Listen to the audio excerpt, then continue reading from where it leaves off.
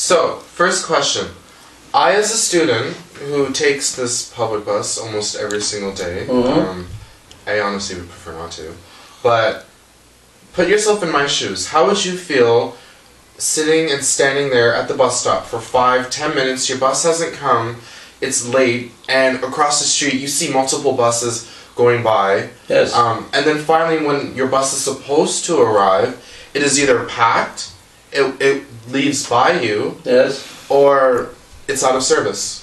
Do you realize that these people, there's must be close to 1,000 passengers that go through one bus in one day? These guys have to deal with road rage, they have to deal with the weather, they have to deal with the student who's angry, they have to deal with the guy who's got a bad mood in the morning. I mean, the things that these guys, I say these guys, I shouldn't even say that. These so-called bus drivers, which I think is part of the bad rap, because these people should be called professional transit operators. Because you know what, they're very, very professional.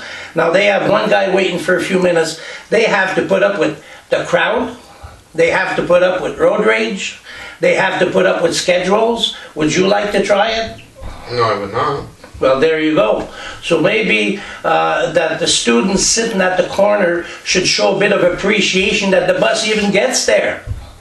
All right. You know, rather than sitting down there criticizing all the time and making himself, the student, feel bad, walking in the bus, making the bus driver feel bad, and then this attitude is right amongst the crowd, and the whole population is acting the way you are. So you know what? I'm not saying this to make you feel bad. I'm saying it to open people's eyes, that they have to show gratitude instead of criticism to these people. These are not bus drivers, and when you talk about a bus driver, it's like talking about a truck driver. You know, truck drivers handle boxes, they handle items. They don't have 30, 40, 50 people in the back of them bitching and criticizing and, you know, shaking up all over. The responsibility for every one of those lives. You know, their lives have been lost in buses. Yes, but unfortunately to cut you off, the professional side put aside, I myself, even though I'm complaining, I still give them gratitude, I keep to myself. I have witnessed a lot of the reasons that you just brought up as to why buses feel how they feel and why we should give them gratitude. That being said, I cannot and I will not give a bus driver gratitude if I see them at a bus. Like, we'll say for example, a few of the stops that I've been at, a bus route is supposed to start there on time so that even if it is late, you know what, at least it's not that bad. I've seen bus drivers wait in front of the bus for 10 minutes and time goes by until I myself I have had to ask them politely, why are you still waiting around when my travel planner says that you were supposed to leave at this time? Everyone else is waiting for you and you're sitting there eating a bag of chips. Okay. Well, you know what? Every exception has the rule. Now, as far as criticism, you know, I've sit and listened to talk radio in this town that it's nothing but criticism. It's been built up so much. I don't know about the specific bus drivers you're talking about eating a bag of chips. You know, maybe you should say, well, listen, I'm going to report you or whatever. But, you know, these things do happen. Not everybody is perfect in their job. But I will tell you, generally speaking, I'm talking about a package here. I'm talking about people, about an operator who has the lives of probably 1,000 people every day, all week, in their hands. Their safety, which is a big concern, which is very stressful. Their attitude, which is causing more stress. Road rage, which is causing more stress. Maybe the guy needs to eat a bag of chips, what can I tell you? You know, I mean, this is stress. These guys are under stress all day. I mean, can you imagine, you know, one guy's late and the other guy's early and there's a wheelchair coming in. A bus driver gets in contact with, you know, every element of the population is in those 1,000 people. You've got criminal element, you've got street element, you've got professionals, you've got students, you've got mothers, you've got, you know, carriages, you've got, this is all, and this person is responsible for the lives of every one of these people in that bus. That's a responsibility. That is a stressful situation from morning to night. Can you imagine how he feels when he goes home to his wife? He's not going to bring back a smile. He's going to bring back a hell of a lot of stressful energy. I mean, it's probably affecting them right in their family. You know, the stress that these professionals, and I say that with a capital P, are going through every day is unrealistic. I can't see myself doing it. And I consider myself a pretty rugged individual. And I can tell you that these guys have to be, and I didn't always look at it this way. I just had to stop and think for a moment. Could you do it? I could. But even with all that being said, what am I supposed to do if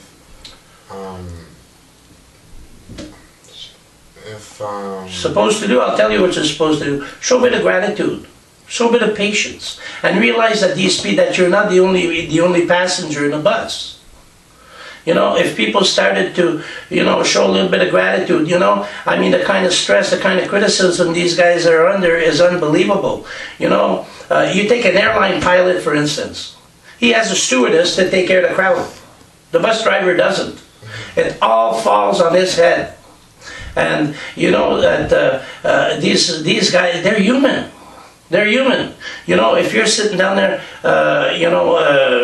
not patient enough to wait for a few minutes. I know it's not fun to be late, but everybody's late. If you're driving a car, I mean, sometimes they might be late because of traffic. And these guys have to deal with this. In the summertime, they got to worry about the car next to them. They got to worry about the bike who's running in front of them. But with everything they have to worry about, what about people like myself who not only rely on them, have to pay for their services, and we are continually being charged extra and extra.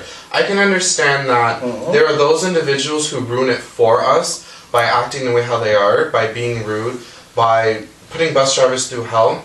But what about those of us who we get on a bus, we're quiet, smile, have a nice day, and we spend $75 a month for a bus that's constantly late, for a bus driver that constantly does not look happy at all to do their job anymore. Well, when it comes to money, I spend $100 a week in gas in my car. You want to switch? No, okay. From 75 to 4? So I tell you one thing, by riding the bus, you are saving money. Now, what you're saying is just one little minute thing that I'm sure that if you contacted OC about a specific bus being late all the time, that they would do something about it. But it's not by complaining about it and walking in and giving crap to the OC or to the operator of that vehicle, that's going to solve it. I mean, I'm sure there are problems. There's no question. When you're talking about 1,000 people a day, I don't know how many buses a day. But there's a lot of buses that go through. You're talking about a population of, I have no idea. I mean, it's so massive that, all you have to worry about is standing at one bus corner. These guys have massive. So then instead of complaining, do you think we should do something about it? Well, complain to the right person. Not give attitude to the bus driver. This is what everybody does.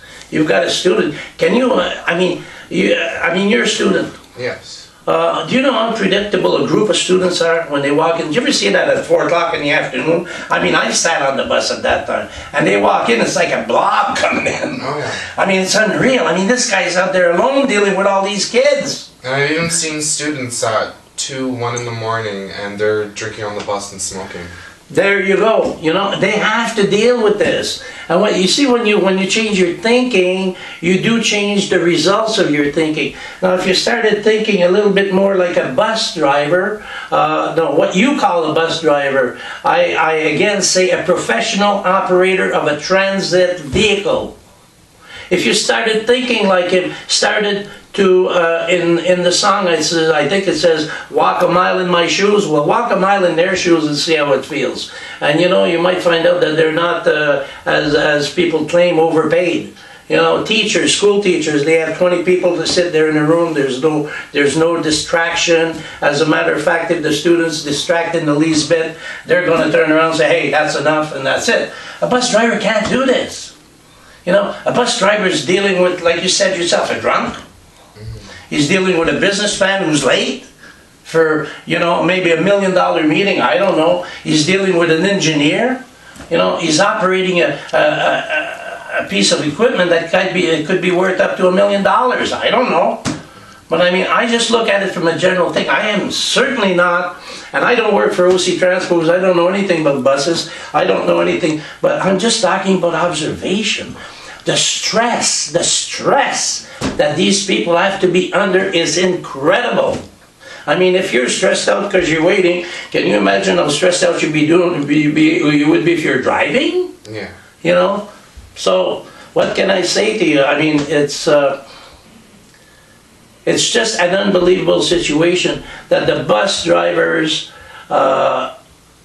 do not have the solution. The solution doesn't lie with OC. The solution lies with the public. Right. The public has to change their attitude. That's what I think.